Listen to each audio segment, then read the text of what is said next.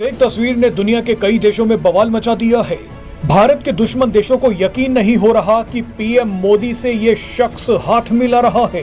तुर्की और पाकिस्तान में तो बवाल मच गया है। बवाल तो होगा ही क्योंकि प्रधानमंत्री नरेंद्र मोदी राष्ट्रपति भवन में अपने एक खास दोस्त से मिल रहे हैं। पीएम मोदी का ये दोस्त ग्रीस है। ग्रीस के राष्ट्रपति किरियाकोस मित्सोटाकिस ने भारत में कदम रखते ही बड़ा खेल कर दिया है। आपको बता दें कि ग्रीस पिछले कुछ समय से भारत के दुश्मन तुर्की और पाकिस्तान के पीछे हाथ धोकर पड़ा हुआ है। कि सर आखिर ये प्रॉब्लम है क्या भारत को?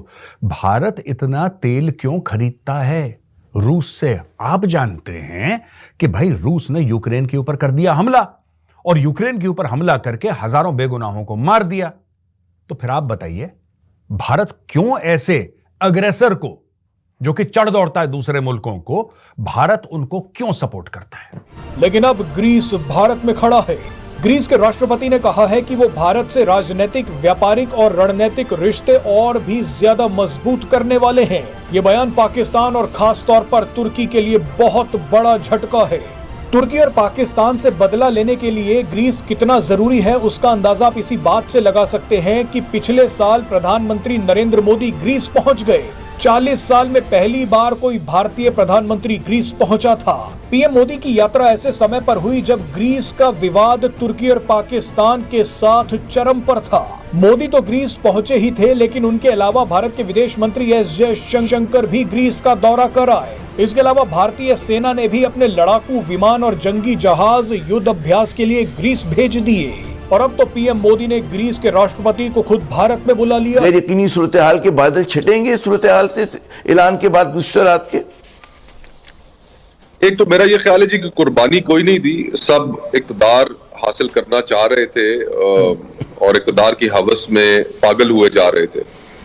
है भारत ये सब कुछ तुर्की और पाकिस्तान को घेरने के लिए कर रहा है। लेकिन आपके मन में ये सवाल होगा कि भारत ग्रीस के जरिए तुर्की और पाकिस्तान को कैसे लपेटेगा। तो आपको ये जानना होगा कि ग्रीस का तुर्की और पाकिस्तान के साथ विवाद क्या है। चलिए शुरुआत पाकिस्तान से करते हैं।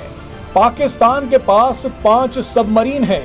इन सबमरीन को चलाने के लिए जो बैटरी लगती है वो ग्रीस बनाता है। पाकिस्तान ग्रीस से ये बैटरियां खरीदना चाहता है, लेकिन भारत के कहने पर ग्रीस ने पाकिस्तान को सबमरीन की बैटरी देने से मना कर दिया। इतना ही नहीं, जब पिछले साल पीएम मोदी ग्रीस के दौरे पर गए थे तब ग्रीस की पुलिस ने उस इलाके से पाकिस्तानियों को भगा दिया जहां पीएम मोदी को जाना था। ग्रीस पाकिस्तानियों से नफरत करता है क्योंकि पिछले साल कुछ शरणार्थियों को पकड़ा गया था।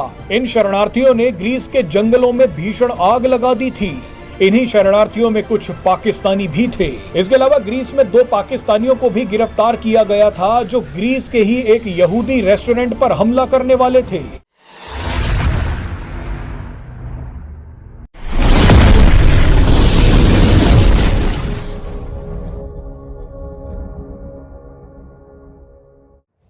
यह सवाल पूछा और यह सवाल जायज है दोस्तों, पूछने का अधिकार है और यह सवाल किसी के भी दिमाग में आ जाएगा। लेकिन जिस तरीके से डॉक्टर जयशंकर ने भारत को डिफेंड करा दोस्तों, यह अपने आप में यह पीएचडी है। पीएचडी किसकी पीएचडी है?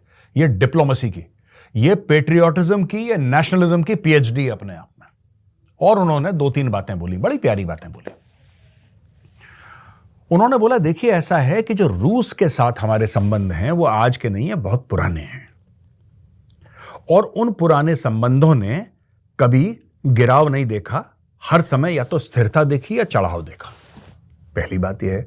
दूसरी चीज यह है कि कह रहे हैं आप तो बात कर रहे हैं तेल की, मैं तेल पे दोबारा आऊंगा, लेकिन मैं आपको यह बताना चाहता हूं, वो डॉक्टर साहब बता रहे हैं इनको, डॉक्टर जयशंकर, कि भाई ऐसा है कि एक जमाना था जब भारत को परेशानी थी, जब भारत घिरा हुआ था 2 दुश्मनों से, आज भी घिरा हुआ है बाय द वे।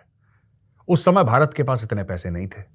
वो जमाना था जब भारत मिलिटरीली और इकोनॉमिकली इतना रोबस्ट नहीं था, इतना सॉलिड नहीं था जितना आज की तारीख में। तब हम वेस्ट से रिक्वेस्ट करते रहे कि हमें भी हथियार बेचो, हमें भी हथियार बेचो, हमें भी हथियार बेचो। लेकिन पश्चिमी देशों ने एक ना सुनी, उनके सर पे चढ़ा था पाकिस्तान का जुनून।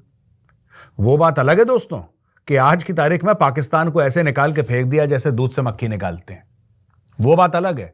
लेकिन fact of the matter is कि एक जमाने में पाकिस्तान, अच्छा पाकिस्तान तब भी नालायक था, पाकिस्तान तब भी फुकरा था, पाकिस्तान आज भी फुकरा है। तो पाकिस्तान में कोई चेंज नहीं आया, पाकिस्तान वैसी बेड़ा गर्क पहले था, बेड़ा गर्क आज है।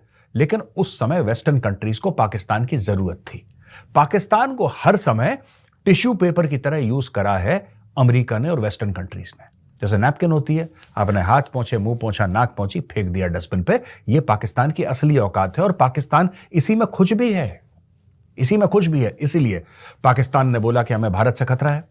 उस समय वेस्ट ने यह नहीं देखा कि इसको खतरा कैसे है। अटैक तो खुद ही कर रहे हैं पाकिस्तानी इंडिया को। 1947-48 में इन्होंने अटैक करा, 1965 में अटैक करा, 1971 में अटैक करा, ठीक है। 1999 कारगिल तो बाद में हुआ, जिसमें भी पाकिस्तान ने अटैक करा। लेकिन fact of the matter is, attack तो पाकिस्तान की तरफ से हुआ। जब पाकिस्तान की तरफ से अटैक हुआ तो फिर पाकिस्तान को क्या खतरा है भारत से यार? तो डॉक्टर जयशंकर ने फिर इनको बात समझाई कि बॉस ऐसा है, देखो हम आपसे हथियार मांगते रहे, आपने कभी हथियार नहीं दिए। हमें हथियार दिए किसने? हमें हथियार उस वक्त दिए रूस ने। और रूस ने, दोस्तों मैं आपको एक और बात बता दूं, रूस ने हमें तब हथियार दिए जब उन हथियारों के लिए हमारे पास पैसे नहीं थे। तो हम रूस को भेजते थे गेहूं, ठीक है, हम भेजते थे सब्जियां, जो भी हम लोग उगा सकते थे, चावल, ये सब हम रूस को भेजते थे और रूस उसके एवज में हमें हथियार देता था। कभी हमने कोयला भेज दिया, कभी कुछ भेज दिया, जो भी जमीन से हम लोग उगा सकते थे या निकाल सकते थे या उसको एक्सकवेट कर सकते थे या वहां से माइन कर सकते थे, वो हम बेचते थे रूस, और रूस उसके एवज में हमें देता था हथियार, जिससे हम अपनी सरहदों की रक्षा करते थे। दोस्तों, तो क्या दुनिया यह चाहती है कि भारत अपने पुराने दोस्त को भूल जाए? आज भारत के पास पैसा है, और आज भारत के पास इतना पैसा है कि रूस से भी कई गुना ज्यादा पैसा है भारत के पास।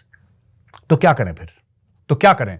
जो पुराना मित्र है, जो हमारे साथ खड़ा रहा है, उसको भूल जाएं। उसको बोले कि ठीक है, अब तो हमारे पास पैसे आ गए, कौन रशिया यार, भाड़ में जाओ, चलो अमेरिका, आप और हम चलते हैं, बैठ के कॉफी पीते हैं।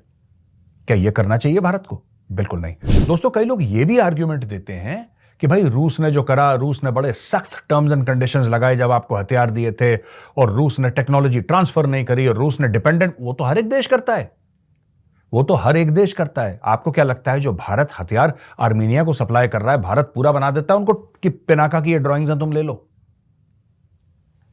कोई देश नहीं करता यार ऐसे। जब आपकी बहुत मोटी डील, बहुत बड़ी डील होती है, तब टेक्नोलॉजी ट्रांसफर होता है। मैं इसलिए कह रहा हूं क्योंकि कमेंट सेक्शन में कई लोग लिख चुके हैं कि साहब ऐसा भी कोई रशिया ग्रेट नहीं है और रशिया ने ऐसा भी नहीं। ऐसा देखो, जब आप घिरे हों दुश्मनों से, जब पाकिस्तान आपको हर 10 साल में अटैक कर रहा हो, जब चीन आपको आंखें दिखा रहा हो और आपकी सरहदों पे चीन जोर डाल रहा हो, राइट, जब सब कुछ आपके प्रॉब्लम में चल रहा हो, क्योंकि आपके दोनों जो नेबर्स हैं, एक तो न्यूक्लियर पावर है, उस जमाने में पाकिस्तान नहीं था, पाकिस्तान बाद में बना, चाइना ऑलरेडी था, लेकिन पाकिस्तान चाइना की शय लेकर भारत पर अटैक कर रहा था, भारत के अंदर टेररिज्म। इजराइल की मोसाद ने ग्रीस की पुलिस के साथ मिलकर इन पाकिस्तानियों को हमले से पहले ही दबोच लिया। बहरहाल अब बात कर लेते हैं ग्रीस और तुर्की के विवाद की।